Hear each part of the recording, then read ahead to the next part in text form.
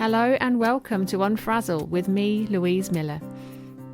If you're a solo business owner and you have a big, exciting vision and loads of ideas that you want to get out in the world, but without drowning in a sea of overwhelm, then this is the podcast for you. Each week I'll be sharing bite-sized insights to help you stop faffing and stay focused so you can make your brilliant ideas happen and make a bigger impact in the world. It's time to step away from the hustle and find a kinder, more sustainable approach to productivity. So grab yourself a cuppa and let's get started.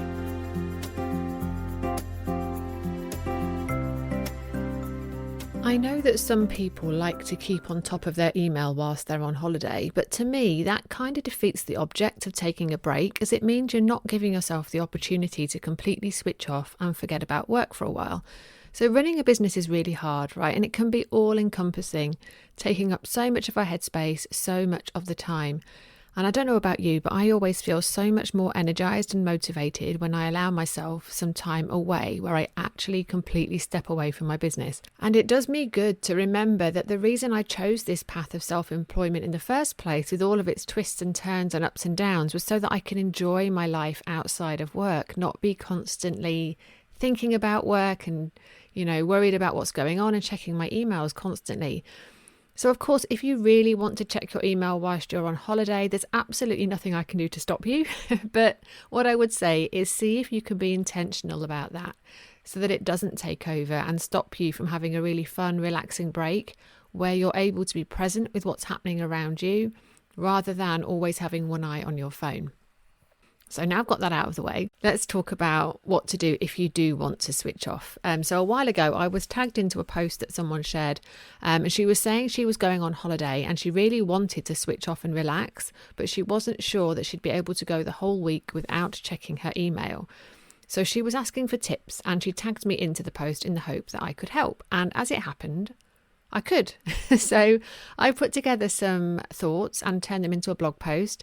And as we're getting into holiday season right now, I thought this would be a really good time to share them with you here on the podcast.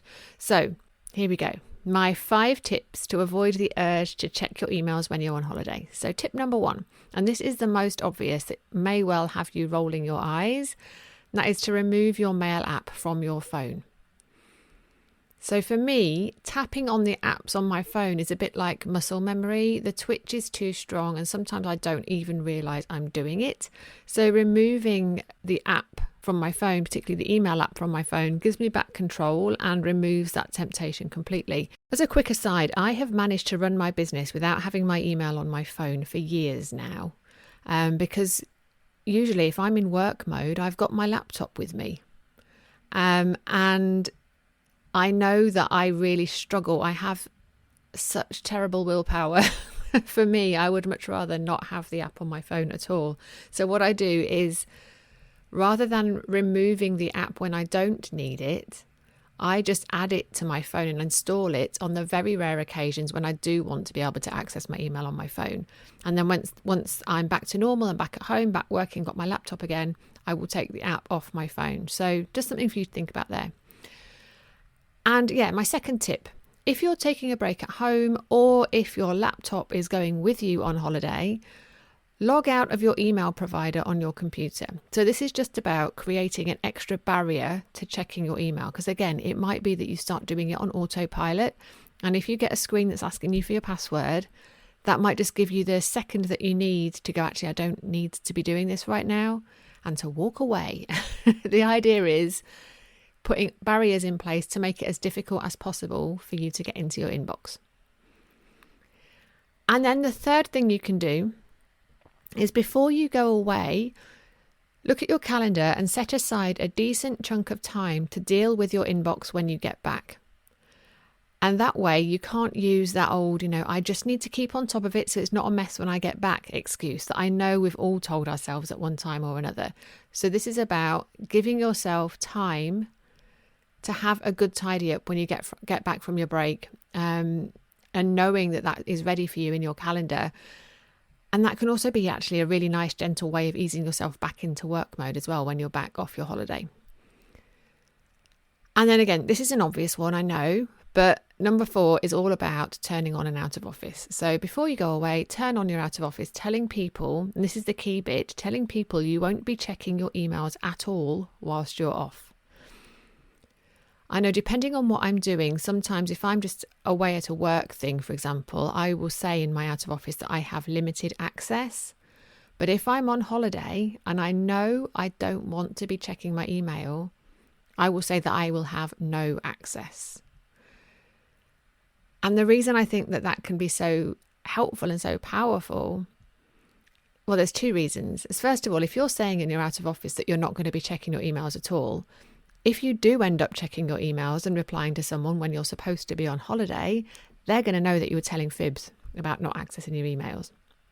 And the second thing is that making an announcement in that way can be really great for accountability. So if you view your out of office message as kind of a piece of accountability around a boundary that you're really committing to stick to, that can be just another thing that will help you. Because if you're not going to reply to anything, why go in your inbox at all?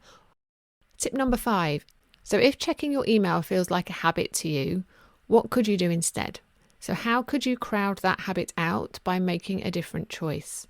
So just one quick example of that. If you usually check your email whilst you're having your morning coffee, maybe you might want to read a book instead, or listen to a podcast, or take your coffee out for a walk. So I know some of that seems blindingly obvious, but by taking practical steps to prevent you from checking your inbox, you are way more likely to follow through than if you rely on willpower alone. You know, it's not just about going, oh, I'm not going to check my email. It's about how are you going to prevent yourself from checking your email? What are you actually going to do? How are you going to make that as strong a conviction as you possibly can? And I hope that some of what I've shared today will help you with that. So if you are taking a break this summer, I hope you're able to relax, switch off and have a great time, knowing that unplugging from your business, even for just a little while, is a really great thing to do, both for your business and for you. So I hope that this helps, and I look forward to seeing you again soon. Thank you for listening to Unfrazzle. Sharing is caring, so if you loved this episode, please share it on your socials or head over to Spotify, iTunes, or wherever you get your podcasts and leave me a review. Not only will I be hugely grateful, your ratings and reviews will help others to find this podcast so that even more people can make their ideas happen. Thanks so much, and see you next time.